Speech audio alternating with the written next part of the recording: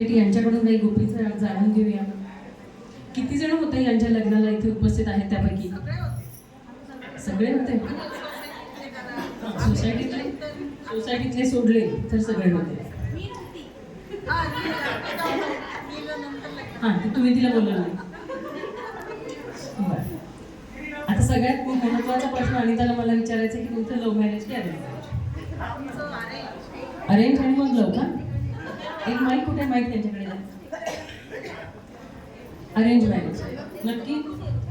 असं वाटत नाही तुम्हाला दोघांकडे बघून? असं वाटत नाही ना? नक्की का? कोण काय म्हणालं? अच्छा, दोघांत एक वाटून घेतील. आहे का तिथे माईक आणखी?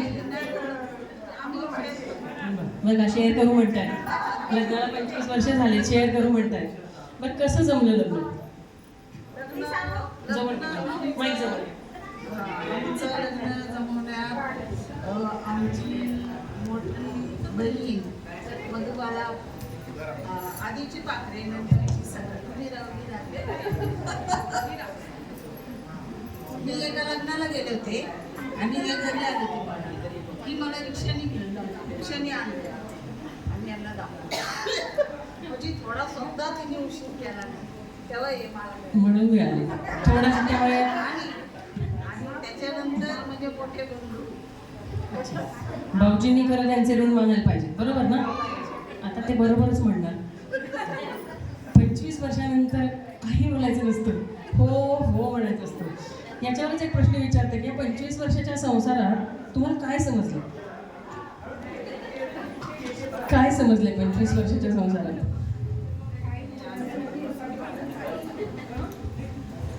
सगळे कसं आनंदी जायचं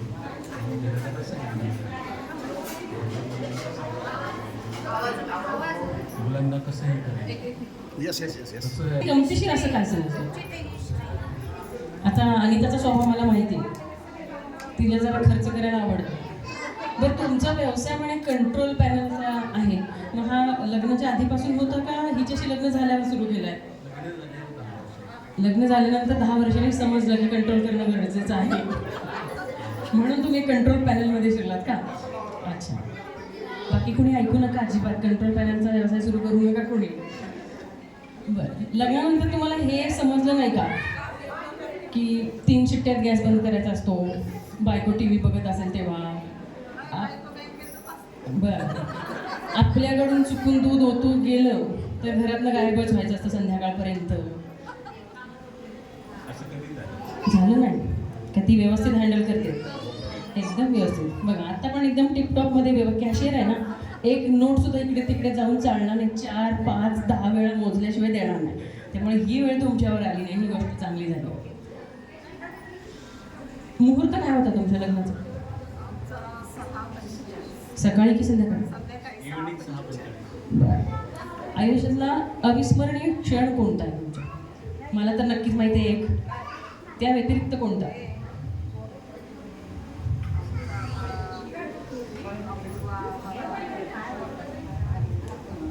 मेरे घर आई एक नंदी परी. अच्छा,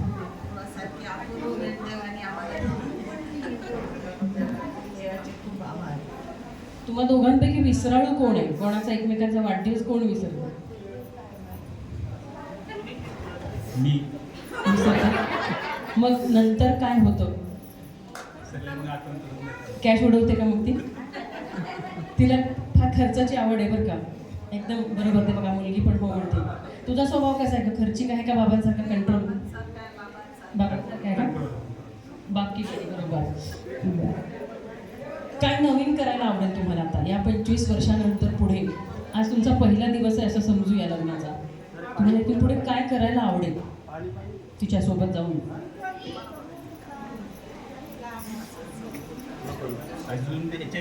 कॉपी पुरवायची नाही हा, आणि त्या कॉपी पुरवायची नाही, हळूच. अजून समजूतदारपणा माझं ऑब्झर्वेशन तर भाऊजी तुम्ही खूप समजूतदार आहात, एकदम शांत आहेत. अनितापेक्षा आमचे भाऊजी शांत आहेत, बरोबर आहे ना? अनिता एकदम शांत आहे असंच मला वाटलं. पहिल्यांदा पाहिलं गेलं तेव्हा काय वाटलं तुम्हाला? पाहिजे मुलगी? पहिले दिवस बघितले तर खूप कन्फ्युजन होतं मला. का बरं? आधीच एखादी दुसरी बघून आला होता का पुढे आणखी आणखी पुढे कुठल्या बघायला जायचं होतं? अगोदर बघितलं अच्छा, आधी बघून आलं. आणि जेव्हा बघितली तेव्हा मला ती आवडली. हम्म. पण नंतर कळलं की थोडीशी इंची परत बघितली. आता सगळ्यात अवघड प्रश्न बरं का, नवरी मंडळींना विचारला तर उत्तर सहजासहजी जमत नाही, पण यांना असं वाटतंय तिच्यात एखादा चांगला गुण कोणता? खूप विश्वास मायाळू. मायाळू आणि विश्वास. आणि त्या तू काय सांगशील भाऊजींमधला कोणता गुण? डिसिप्लिन.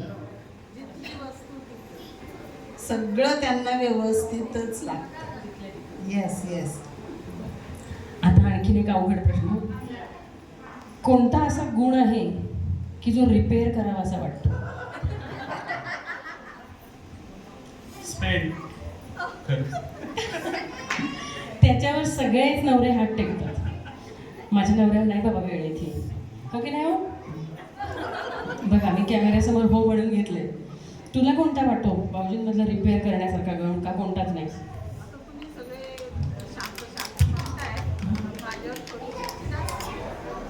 चिडचिड असते माझ्यावर थोडी, ती त्यांनी कंट्रोल करावी. ते हक्काचा माणूस आहे म्हणून असते. आपल्याच माणसावर आपण जेव्हा रागवतो आणि प्रेम पण करतो तेव्हा तेच माणूस आपला असतो. त्यामुळे भाऊजी तुम्ही आहे असेच राहा, काही रिपेअर वगैरे होऊ नका, बरोबर ना? बरं, तिला एक प्रश्न विचारायचा आहे मला, किंवा तिच्या वतीने आपण असं म्हणूया की ती भाऊजींना असं म्हणतेय,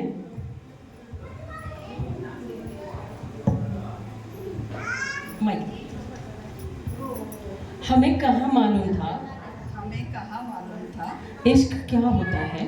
इश्क क्या होता है. अजून एकदा, परत एकदा हमें क्या मालूम था इश्क. जरा उठून जरा असं वगैरे करून करता आलं तर, हमें कहाँ मालूम था इश्क क्या होता है.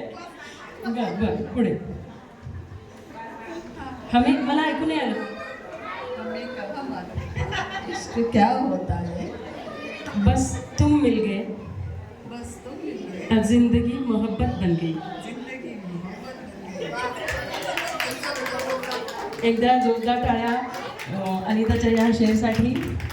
खऱ्या अर्थाने या दोघांचं आयुष्य असंच आनंदात जाऊ. आपण या दोघांसोबत एक छान छोटासा गेम घेऊयात. आपण दोघांना या खुर्चीवर बसवूयात, कोण कोणाला किती ओळखतंय ते बघूयात. या अनिता एका बाजूला. आता कॉपी करायचा प्रश्नच नाही, हळूहळू सांगत होती की त्यांना.